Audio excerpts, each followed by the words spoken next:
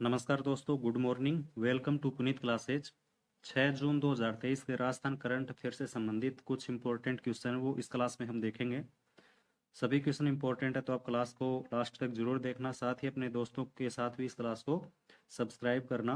अगर आप चैनल के ऊपर नए हो और आप राजस्थान से संबंधित किसी भर्ती परीक्षा की तैयारी कर रहे हो तो राजस्थान करंट अफेयर से संबंधित जो भी क्वेश्चन होंगे वो सभी क्वेश्चन मैं इस क्लास में मैं आपको करवाता हूँ। रोज डेली राजस्थान करंट अफेयर्स की ये क्लास होती है, तो आप ऐसे ही रोज करंट अफेयर्स के वीडियो देखने के लिए पुनीत क्लासेज के चैनल को सब्सक्राइब जरूर करें। तो फर्स्ट क्वेश्चन हम देखते हैं। मुख्यमंत्री ने किस अधिनियम में संशोधन कर भूमि संबंधी रिकॉर्ड की जो सर्टिफाइड कॉपी होती है उसको निःशुल्क कर दिया गया है? मतलब भूमि संबंधी जो रिकॉर्ड होता है, नकल होती है, जमाबंदी होती है, इसकी जो सर्टिफाइड कॉपी पटवारी के द्वारा उपलब्ध करवाई जाती है उसको अभी निःशुल्क कर दिया गया है। तो राजस्थान भू राजस्व भू अभिलेख नियम 1957 है, इसमें संशोधन करके मुख्यमंत्री के द्वारा इसकी जो सर्टिफाइड कॉपी होती है इसको निःशुल्क कर दिया गया है। राजस्व विभाग से संबंधित कुछ इंपॉर्टेंट बातें देखो। तो जो राजस्व विभाग है इसकी स्थापना कब हुई ये देखो। तो राजस्थान का जो राज प्रमुख था इसके द्वारा अध्यादेश जारी करके 1949 में अजमेर में इसकी स्थापना की गई, क्योंकि उस समय 1949 में राज्यपाल का पद नहीं था, राज प्रमुख था, तो उसके द्वारा अध्यादेश जारी करके 1949 में अजमेर में इसकी स्थापना की गई।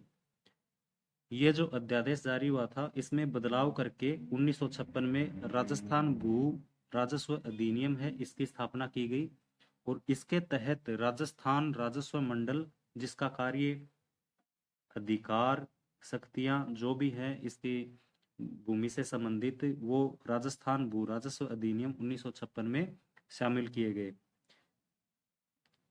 इसके साथ इसमें देखो राजस्व विभाग द्वारा राजस्थान भू राजस्व नियम 1957 है, इसमें भूमि संबंधी सर्वे, अभिलेख और बंदोबस्त शामिल किए गए थे। मतलब राजस्व विभाग है इसके द्वारा राजस्थान भू राजस्व जो नियम 1957 है इसमें भूमि संबंधी सर्वे है, अभिलेख है, रिकॉर्ड है, बंदोबस्त वो शामिल किए गए, जिसमें अभी हाल ही में मुख्यमंत्री द्वारा बदलाव या संशोधन करके भूमि संबंधी जो रिकॉर्ड है जैसे जमाबंदी, गिरदावरी, नकल, ये जो रिपोर्ट होगी, मतलब जो भी नकल जमाबंदी निकलवाएंगे उसकी जो सर्टिफाइड कॉपी होगी वो निःशुल्क कर दी गई है। अगला क्वेश्चन देखो। माध्यमिक शिक्षा बोर्ड का निदेशक किसे नियुक्त किया गया है? तो अभी हाल ही में माध्यमिक शिक्षा बोर्ड है इसके चेयरमैन नियुक्त किया गया है। तो किनको नियुक्त किया गया है?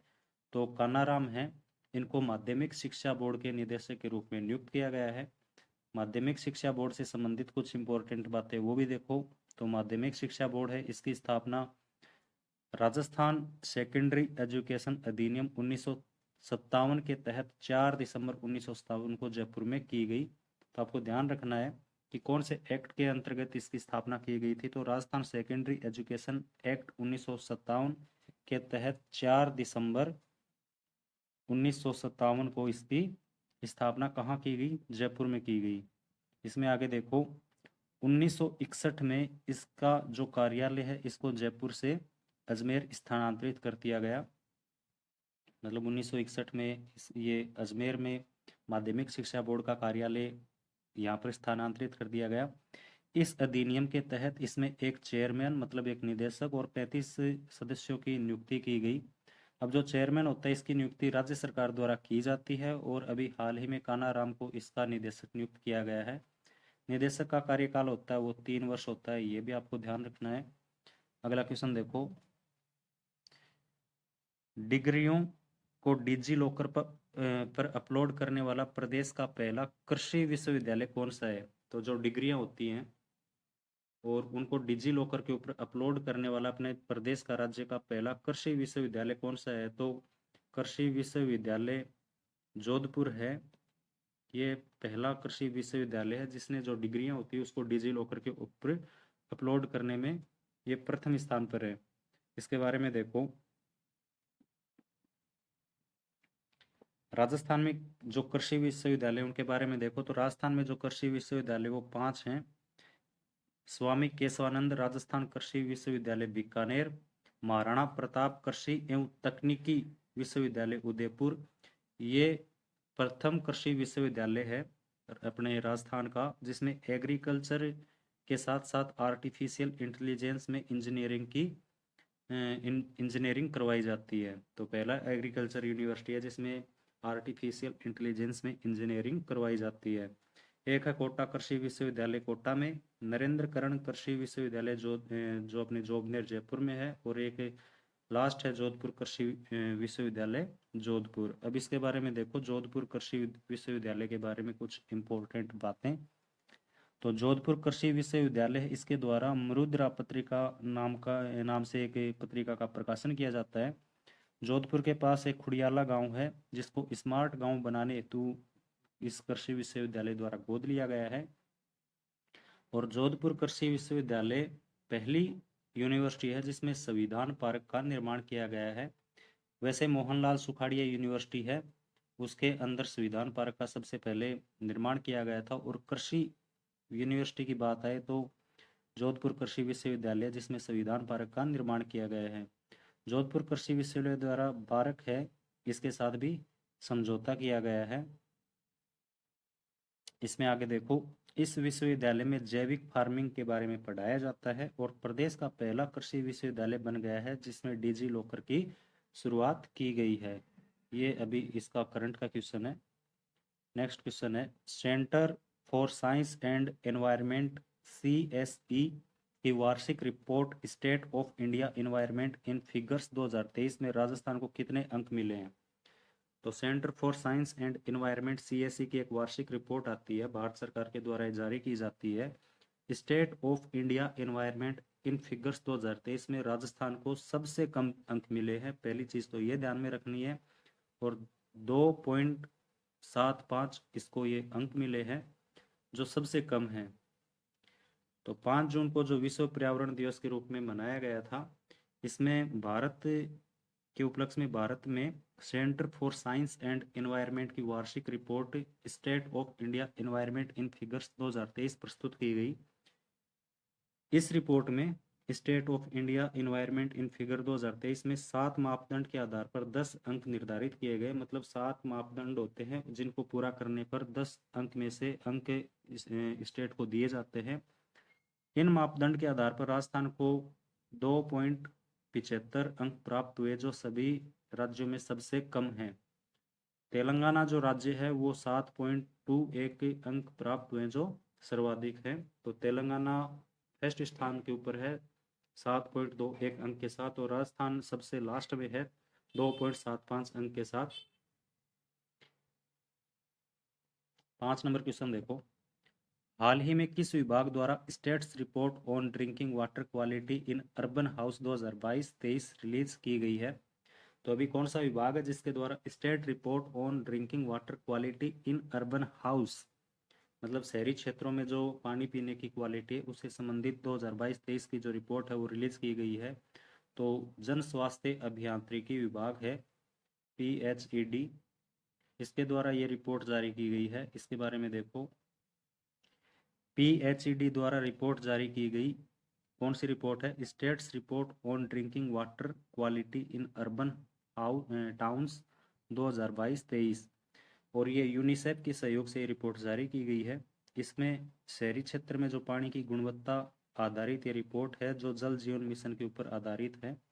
जल जीवन मिशन है, इसके बारे में देखो, तो जल जीवन मिशन है, इसकी शुरुआत 15 अगस्त 2019 से हुई जिसका लक्ष्य 2024 तक रखा गया, जिसमें प्रत्येक परिवार को 55 लीटर पानी उपलब्ध करवाया जाएगा पीने का पानी।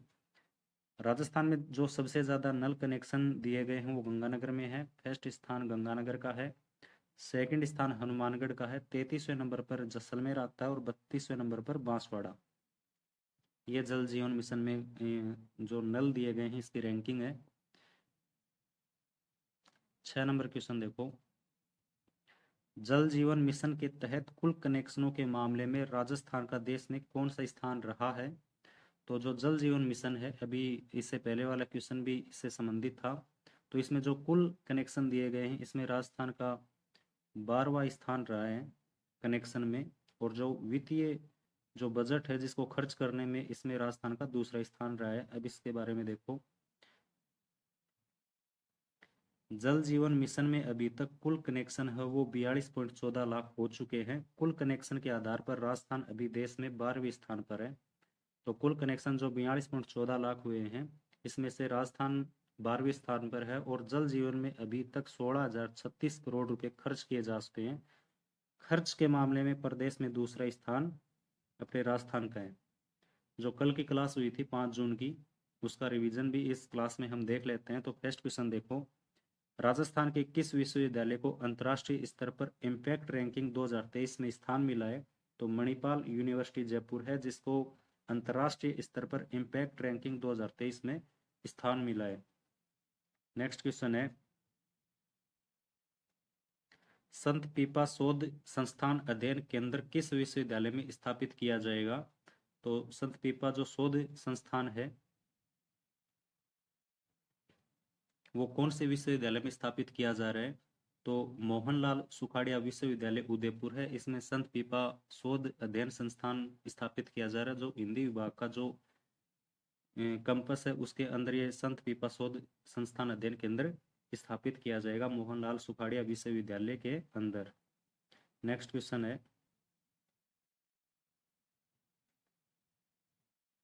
राज्य में पहली बार प्रीमियर हेड बॉल, ये बॉल है, 8 से 25 जून तक किस जिले में आयोजित की जाएगी?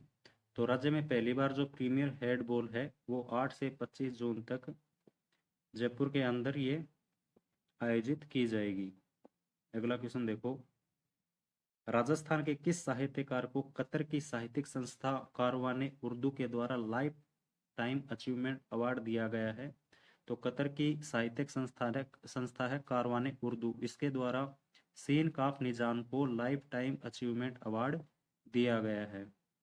अगला क्वेश्चन है, ग्वालियर में आयोजित 5वीं नेशनल चैंपियनशिप में सिक्कर के धावक अमित कुमार ने किस रेस में गोल्ड मेडल जीता है? तो 200 मीटर रेस थी जिसमें इन्होंने गोल्ड मेडल जीता है, सिक्कर के अमित कुमार ने।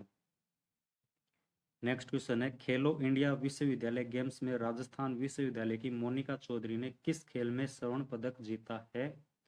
तो जूडो जो प्रतियोगिता थी इसमें मोनिका चौधरी ने गोल्ड मेडल जीता है।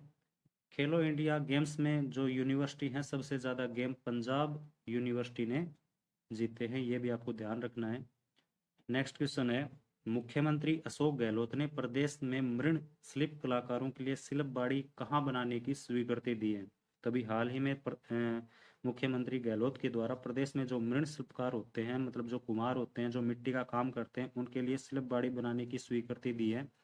तो मोलेला गांव है राजसमंद में, यहाँ पर इसकी स्वीकृति दी है। मोलेला गांव है ये टेराकोटा कला के लिए भी प्रसिद्ध है। तो ये आज के कुछ इंपॉर्टेंट क्वेश्चन थे। क्लास आपको कैसी लगी जरूर बताना।